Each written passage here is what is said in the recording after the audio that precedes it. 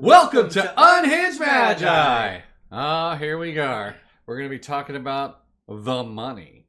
Billions of dollars of money. And we're not talking about deficits. We're Nope. talking about assets that are full of ass out there. Yep, and it's all reserve list all around the world. Now, somebody who's a large community member, a fellow by the name of Dan Bach, who owns Power 9 Games, he actually... I'm not Dan Bach. This is Dan, but not Dan Bach. Correct. He actually spent the time to put together a spreadsheet that actually has all the reserve list cards on it. And he spread it all out. And he collected the prices. And of course, there was assumptions built into it because, you know, the variance is so large on something that's high-end graded versus something that's LP. So sure, you know, there's some assumptions that has to get built into it. But I think his goal was to try to get a ballpark idea on reserve list card prices. Exactly. And you know what they say about assuming. But it's okay. It's okay. These are numbers. Yep. And numbers are always numbers. Not priceless, but they're always numbers. Yep. And so what we have here is we have on another screen, we have a bunch of numbers.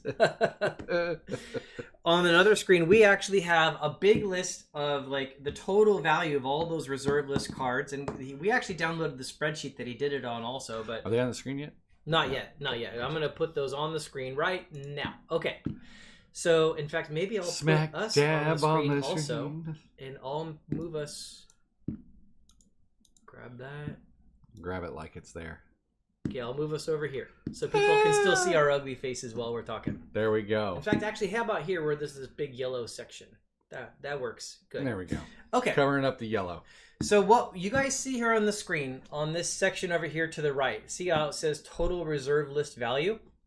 Now, this is a ballpark estimate of the total value of the entire reserve list. This is the number right here that Wizards of the Coast needs to basically be scared of every time they talk or even think about doing anything that breaks the reserve list. This is their fear value right here. Yeah, that's what they could potentially have to pay out. Now, but again, I don't really think they would have to pay out anyways. But that's just another, I mean, it's an opinionated state. It's not actually, based on legal ease, it seems like they would have to. But yep. I don't think they would. You think that they would win the lawsuit? I think they would win the lawsuit, yes. Really? Yeah, I do. Wow. But that's just a personal opinion. That does not have anything to do with the, say the fancy words. No, promissory estoppel. Thank you. Because I can't say that. I don't know why. I'm completely on the other side. Oh, no, he is completely on the other side. I don't think they could, I think they would, I know. They made a promise. I get that. Yep. But we're to the detriment of other people. Exactly. Which is what promissory estoppel is based on. Right. So I think... And there's now 24 years of provable data. Provable data. And every time they say it again, that strengthens the lawsuit against them. It does. It does. However, I think they would still not have to pay $1. But that's just a personal opinion. Okay, we'll have to do another video on that because, yeah, we're completely on opposite sides of the fence there. So anyways, so on this list that you guys see here on the screen, what you see is $7.3 billion of total reserve list value. And as CEO of Magic the Gathering, I would never print a reserve list card. Just so you all know. Because there's no reason to hit a hornet's nest if you don't have to. Yeah, even if like they would possibly like win the lawsuit, there's so much possible damages here. Exactly. But this is a very interesting piece of data because people always kind of like just pie in the sky kind of speculate. But he actually went through on these sheets and he actually looked at like values of all the cards and tried to do a collation effort to actually put them all together and get some form of idea what they would actually cost. So now, that's saying, very impressive, I think. When he actually did this, is he actually speculating that on a mid-price, a low price, or a high price? Have you based it on TCG Player? Yeah, I haven't looked at this close enough to give that kind of determination. Right. But I just kind of wanted to hit the high points of what I think this indicates. You want to hit a tally? Tally? Tally, yeah. You want to get high? Oh, a tally. Okay. So there's a couple interesting things about this. One of the interesting things that falls out is the most expensive sets printed in the reserve list is one interesting point that gets brought up a lot. people always assume it's alpha, beta, unlimited because that's where all the power and the big cards are, right? But their print runs were so small in comparison to some other sets that those are actually not the most expensive sets. The most expensive sets, as you guys can actually see right here on this list, is currently Revised Edition is number 1. Well, I think you're wording that incorrectly. You're saying most expensive sets. It is not the most expensive set. It's just that it's the most valued sets based on quantity. The by most expensive, I mean the set with the highest market cap value of all the cards added up. Correct. Which is, I mean, if you were going to buy every copy of that set in the world, it would yes be the most expensive. Most expensive. Yep. So Revised Edition right there is the most expensive if you were going to buy every revised card ever printed. Correct. And that's at $1.78 billion just for the revised alone. A little bit of change. And that's basically, as you guys know, because the dual lands are expensive. They're not as much as power, but there's just so many of them. There's so many of them, yeah. And the next one down is the Unlimited Edition. And actually, this one was in 3rd place for a while, but it recently creeped up and passed the 2nd place, which was Urza's Saga. Now that surprises a lot of people. A lot of people don't realize that Urza's Saga has that much value. Well, it has a lot of the spoils, and the foils are actually very rare based on print run, which makes them very valuable across the board. On the rare monolith, right. All kinds of stuff. It's a huge value set. Yeah, but you only got 1 rare per box or some nonsense, right? 1 foil rare? Yeah. I don't even know if they necessarily had that back then when they first started foils. Maybe. But yeah, it's the getting foils back then was extremely rare when they first started them. And it was right around Saga, Destiny, Legacy, somewhere right about there when they first began foils. It was definitely not Weatherlight. It was not Tempest. I don't think it was Stronghold. No, not Stronghold. I think it was the Urza's block is when they began foils. But that's just, I'm going by memory. So anyways, the memories. So yeah, number 1 is Revised. Number 2 is currently now Unlimited. It's passed it up. And number 3 is Urza's Saga for the most expensive sets. So did that surprise you actually to see that? No. That Urza's Saga would be number 3? No. You fully expected that based on the value? Yeah. Based on the foils alone. Mm-hmm.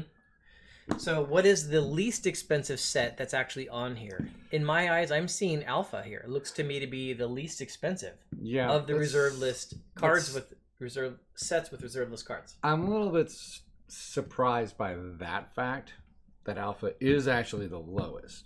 Mm-hmm. But when you understand that Ice Age was printed a crud ton, right? Yep. Then it's completely different.